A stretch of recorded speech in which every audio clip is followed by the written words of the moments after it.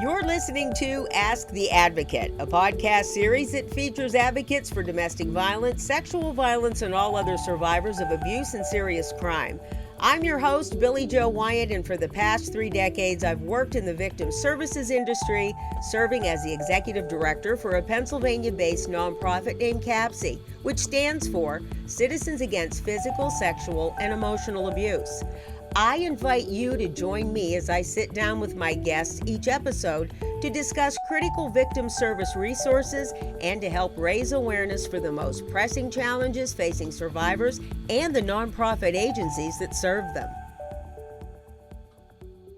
Hello and welcome to episode 1 of the unique challenges of rural victim service agencies. And my name is Billy Joe Wyatt. I've had over 31 years in the field of victim services, domestic violence, sexual violence, and crime victims.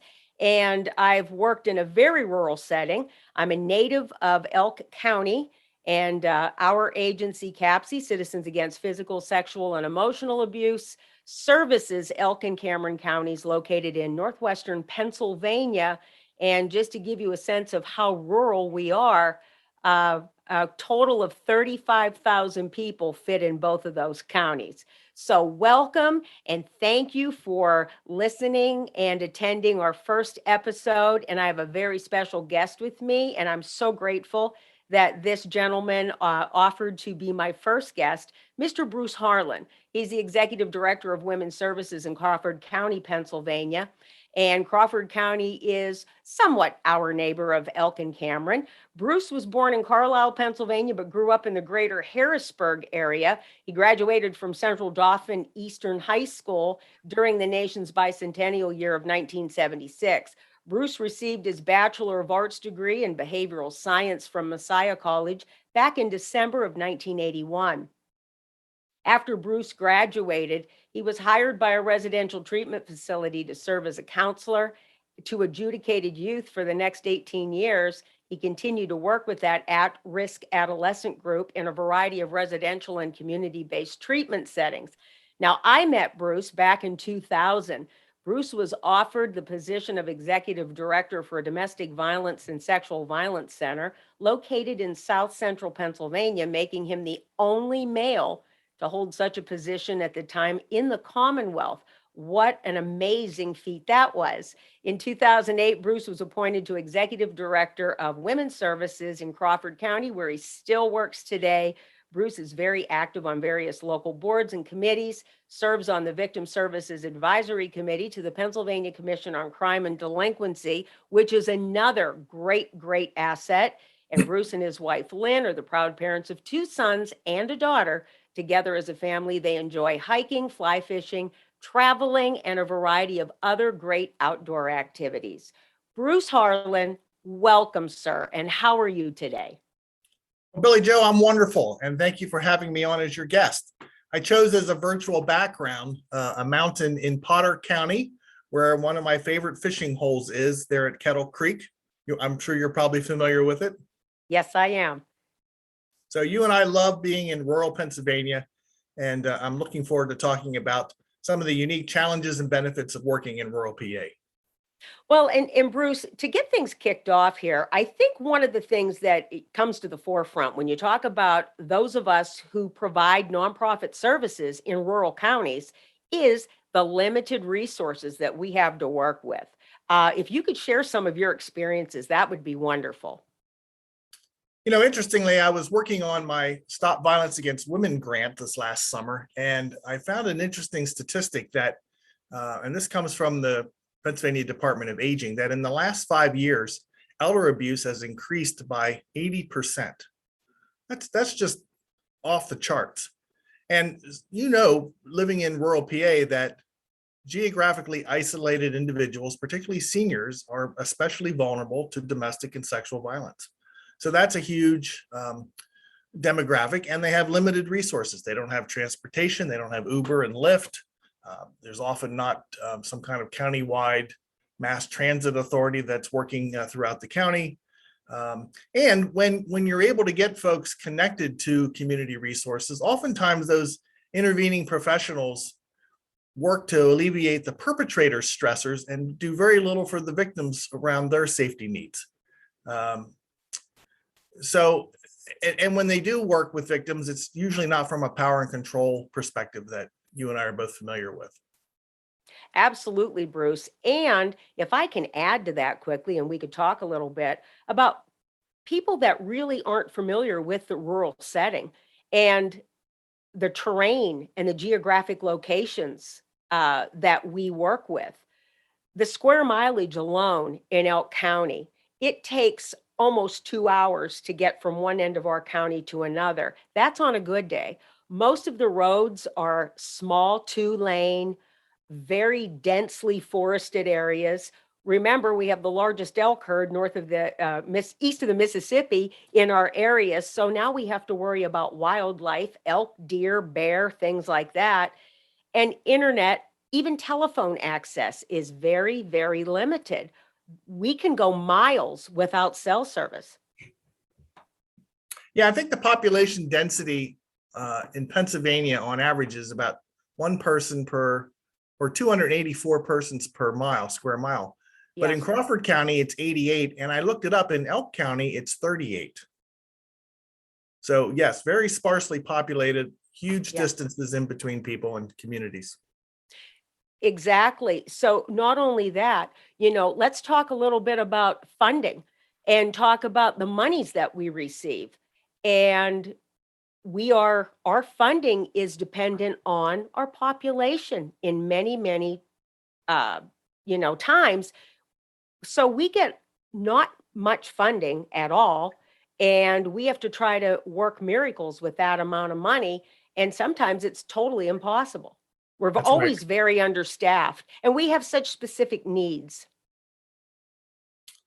Yeah, it seems like a kind of a backwards way of funding programs. Mhm. I mean, no one single life is worth more or less than any other single life. And when your funding is based on population and outputs, and because you have fewer people you're working with, you have fewer outputs like shelter nights and counseling hours, then it does create an additional burden for programs to fund their programs. And as you've talked about in the past, we don't have foundations operating in our communities that can help fund some of these programs.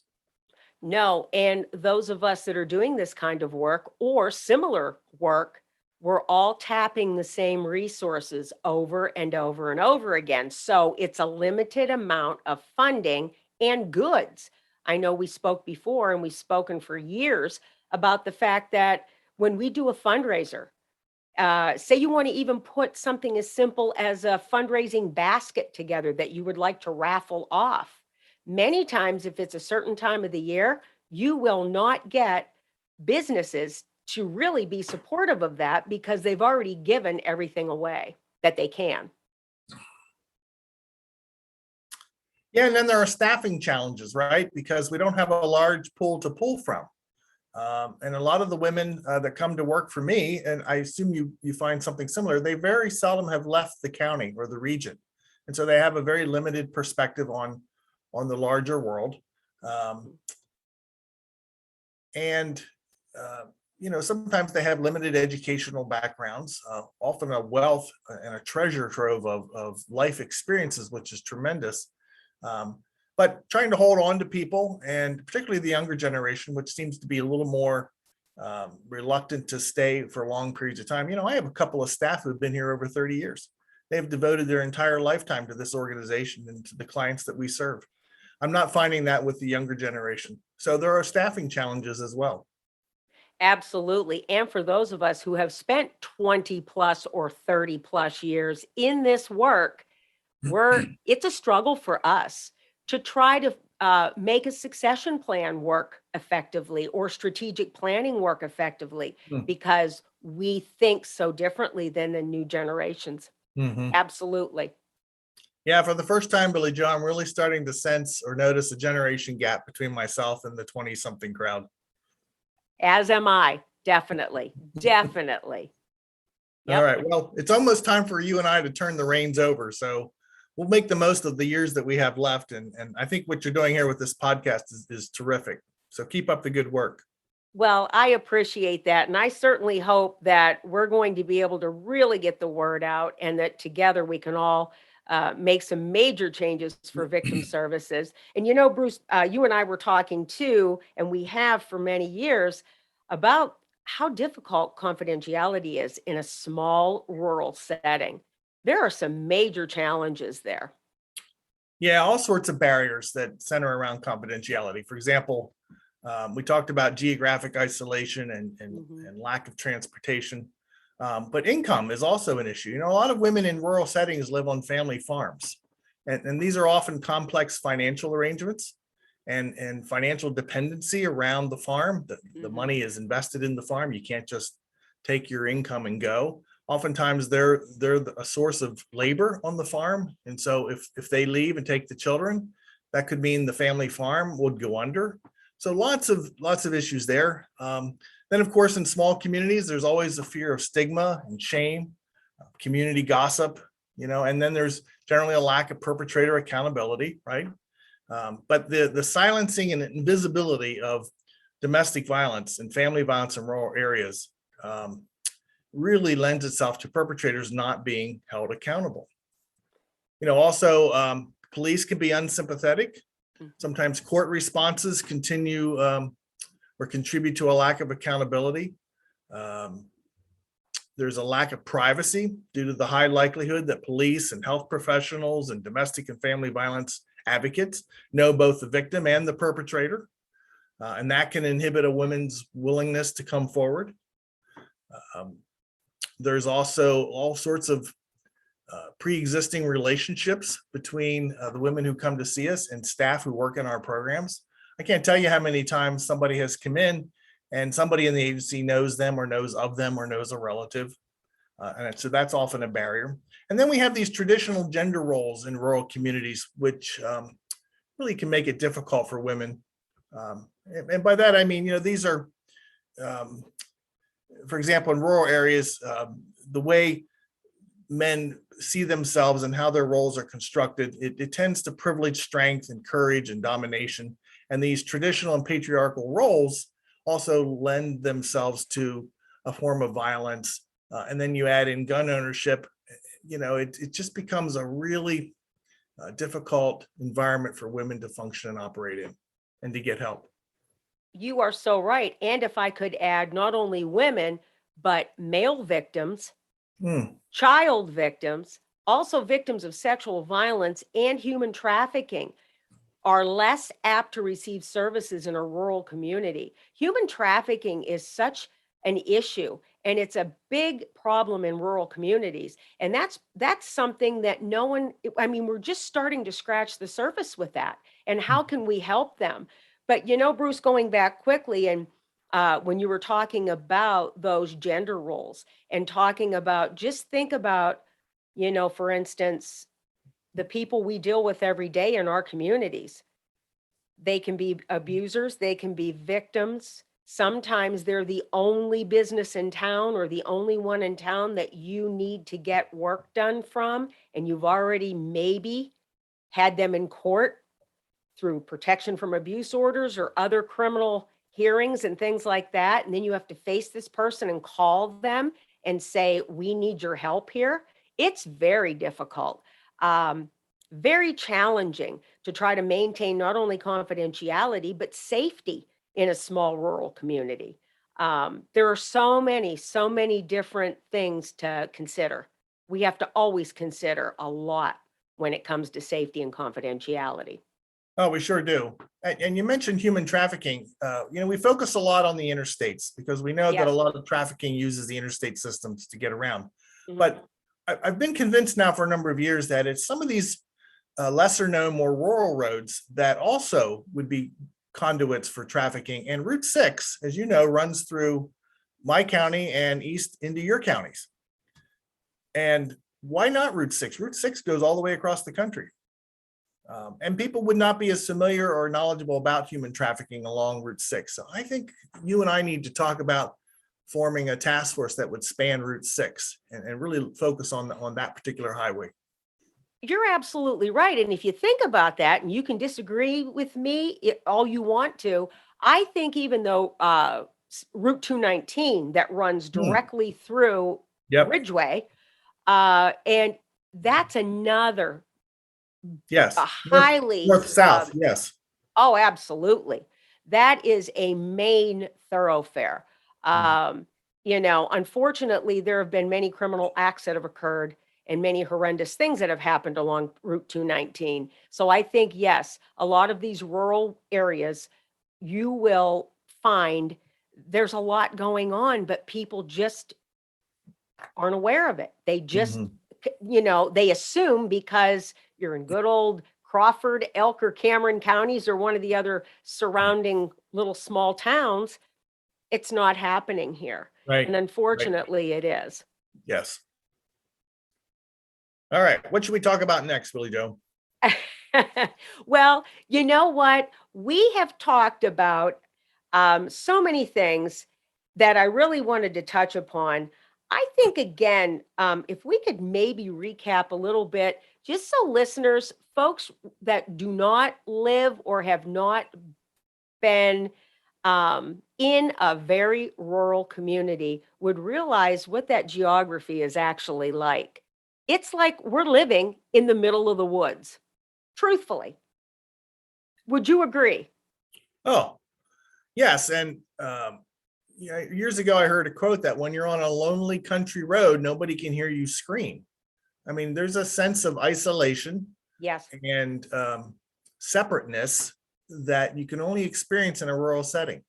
Um, Now, you and I we're not saying that the challenges are more so in rural settings than they are in urban settings. Urban settings have their own unique set of challenges, and we're not um, slighting them in the least bit. But when you work in rural communities, there are also unique challenges that we face that I think maybe our urban counterparts are not as familiar with. Um, and you mentioned being so far apart. I found an interesting statistic from the Rural Disparity in Domestic Violence Prevalence and Hmm. Access to Resources, which said that 25% of women in small, rural, and isolated areas live more than 40 miles from a domestic violence program. Whereas in the urban settings, 1% of women living in urban centers are more than 40 miles from the program. So right there, you can see that it's a huge barrier for women to access services. It is absolutely a huge barrier for anyone to access services and let alone, I mean, through the years that I've worked at CAPSI here, and we're going over 30 years, and experiencing a lot of adult men who were victimized as children and finally over the past few years have felt safe enough to reach out and understand that they are not going to be mocked or blamed or made to feel terrible because this happened to them. They realize this is not their fault. This is somebody hurt them and it's not their fault. That is one of the toughest things that through my years and my tenure here and working with victim survivors is to try to get across to somebody that what happened to you is not your fault. You had no control over it. And I don't know if you've experienced that too, but it's really that is one of the biggest hurdles to get over for victims. Yeah, I think it's been one of the biggest disappointments of my career that we haven't been more successful in reaching men. You know that 1 in 4 girls are sexually assaulted before their 18th birthday, but one Mhm. in five, 1 in 6 boys also are sexually assaulted before their 18th birthday. And so, where are these men? There are a lot of wounded men walking around who are dealing with this issue, Yes. childhood sexual assault, Mhm. uh, alone, without supports, without assistance, and Right. I'm sure having a program name like Women's Services is another barrier that we're putting up and making it more difficult for men to come in and seek services. But are you seeing then more men? I hope that that's the case. We are really starting to see more men, Good. and especially with our traumatic incident reduction, which is Mm. something I'm going to be talking about in another episode. But yes, with the traumatic incident reduction techniques that we offer, we are really opening the doors and helping so many that I don't believe would otherwise see us or want to seek help. And I'm really pleased about that. Very pleased about that. Well, that's great. And I'm sure it helps to have a gender neutral name. Yes, it does.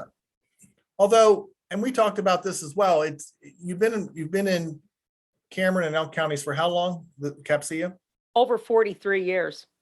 Yeah, so people have probably developed a certain idea of what your agency is. And sometimes it can be hard, particularly in rural settings, to break through and present yourself a little differently to the community, particularly when you add new services and new programs. Are you finding that as well? Yes, because Bruce, we're still considered the women's shelter for Elk and Cameron counties. So what I do is I embrace that, and then as that spokesperson, and I go out there and we have to advocate, and what we do is we talk to folks, and when people ask us those questions, we nicely, professionally educate them and just move on from there. But yeah, I think we'll also always be called the women's shelter in Elk and Cameron counties. Yeah, same thing out here. In fact, funny story. When this program was getting started back in the late 70s, they were looking at purchasing a greenhouse. Now, they never did purchase that greenhouse, but that name stuck, and they just started referring to themselves as the greenhouse. And that's the name that most people in this community know us by. Even though we've been incorporated as women's services for 35, 40 years, most everybody still knows us as the greenhouse. We probably should just, yes. And not until I re-sided the building that we're currently in have we actually been in a greenhouse. So you re-sided it green. Yes, I had to do it. Well, hey, I would have done the same thing. That was great. I think one last thing I'd like to touch on is the fact that, on a positive note, and I'm also going to invite folks from urban programs to come and talk also. Yes, this is going to be something that I want everyone's perspective on. But one thing that I think we need to really impress is the fact, over and above everything, those of us in small communities like this, I was born and raised here. And I continue to, raise my family here and everything. But the wonderful relationships and the allies, the relationships you build that really are lifelong, and they almost become extended family members. Yes, so I couldn't agree more, Billy Joe. I'm on a first name basis with the district attorney, with most of the police chiefs. I know most of the police officers here in Meadville. We have the chief medical officer at our local hospital was Denise Johnson, who recently was named the top surgeon here in Pennsylvania. And she was a close ally and a good friend. And yes, that's how business gets done in most places, but in particular in rural communities, around that relationship. So I can pick up the phone if there's an issue or a concern.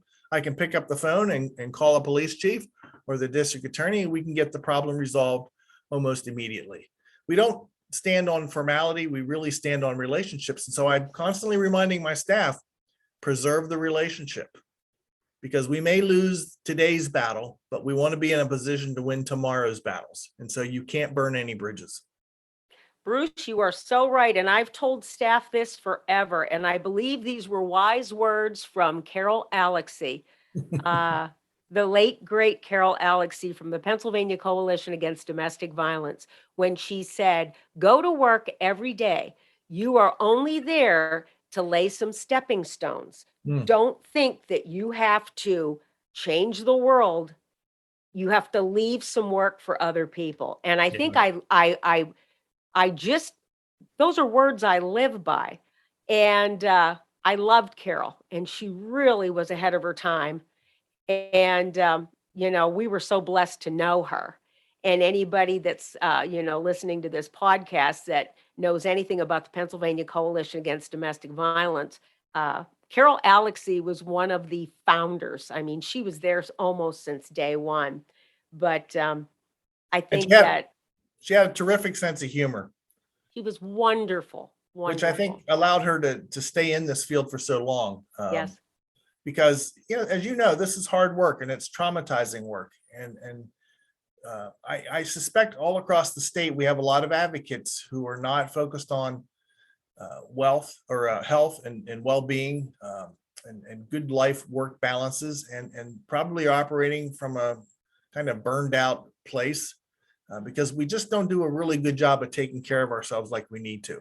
But sense of humor is everything. You have to be able to laugh at ourselves and laugh at um, so many things that come along in the work that we're doing. So I always appreciated Carol's sense of humor. And you are so right about that sense of humor, because if you can't have fun every day, even if it's a little bit of fun, and laugh and talk and, be friendly, I mean, that's what it's all about. Yeah. And Bruce, you are so correct, though. We are the worst. And I believe I was told once that victim services is one of the it is the highest stress job you'll ever love. Hmm. And I can't remember who said that to me, but it is true, Mhm. especially when you get into like programs like ours, where we do domestic violence, sexual violence, crime victims, homeless. We're doing it all. And we're trying to juggle. It's very difficult, but I think those of us, we really need to become empowered with one another. And now with modern technology and Zoom and all these wonderful ways and platforms, we can get together much easier. And, we need to take that time for ourselves. We sure do. And that's why I'm so grateful for this trauma-informed movement that's sweeping both Pennsylvania and the nation. Yes. Uh, on one hand, it gives us a different lens through which to look at the people we're working with. Instead of asking what's wrong with them, we ask what has happened to them, which Mhm. then opens up the door to all sorts of wonderful, empowering discussions. But also, it helps us focus on ourselves a little bit, that we have to take care of ourselves. We have to pay attention to our health and well-being, or we're going to be negatively impacted by the traumas that we're experiencing vicariously. You are absolutely right. And my friend, we only have a few minutes left. And to wrap this up, I really wanted to get your feedback on, can you tell me and what type of trends maybe that you have experienced since COVID, which struck us overnight? Have you experienced, and maybe some of the things that you've done at your program to offset COVID and help victims? Well, we've always been operating from the perspective that people who need us will reach out to us via the phone or come into our offices, or come into the courthouse. And I think COVID taught us that we can't rely on that. We have to find other ways to reach people. Mhm. So maybe it's through telehealth, maybe it's remotely, through virtual means like Zoom. Um, we were able to put some of our prevention programming into digital formats. And so now more people are able to see those programs. So yes, I'm still trying to figure out what the new normal is going to be post-pandemic. Um, but I'm sure uh, one part of it is going to be that we're going to have to do much more of this work virtually. And maybe that's the way we reach some of these isolated individuals in these remote communities, is some sort of virtual means. I'm not sure what that looks like, but I think we're onto something there. I agree with you wholeheartedly, Bruce. I don't think, and I'm not going to allow virtual options to go away here. We're going to continue at CAPSI to do virtual. We're also looking into texting and chatting and different means to provide services over and above virtual, because I want to be prepared and ready in case our new normal is never the normal that you and I are used to experiencing in the past. And I just think that we're also, again, so blessed that all of us have worked so well together for so many years. And I'm so excited now uh, to be able to do this podcast and to get different people on and have you back again, and maybe get a number of people on uh, that we can talk about many, many different topics. And also, anybody that's listening to this, and if you're interested and you would like yourself from anywhere to be a guest on our podcast, I'm very open to that. And we will make sure that we have an email address and some contact information so that people can reach out to us and we can talk about getting them on. Uh, any final thoughts about our rural experience and things that we talked about today, Bruce? Yeah, I was reminded this morning when I got up of something Martin Luther King Jr. said years ago about the arc of the moral universe is long, but it bends towards justice. Um, Change takes a long time, but it does happen. And each of us who are working in this field and who are working for social change, we're all part of this mosaic of people who are working for justice. And together, we really can accomplish a lot because the sheer number of us who are doing this work is going to force change. And we're going to do it. Maybe not in our lifetimes, Billy Joe, but it's going to happen. We can end violence in our communities. We absolutely can, my friend. And I'm going to end it right there because I have nothing better to add. Bruce Harlan, Executive Director of Women's Services in Crawford County, Pennsylvania. Thank you, my friend. I appreciate this on our first episode of Ask the Advocate. For Bruce Harlan, I'm Billy Joe Wyant from CAPC. Thank you for listening.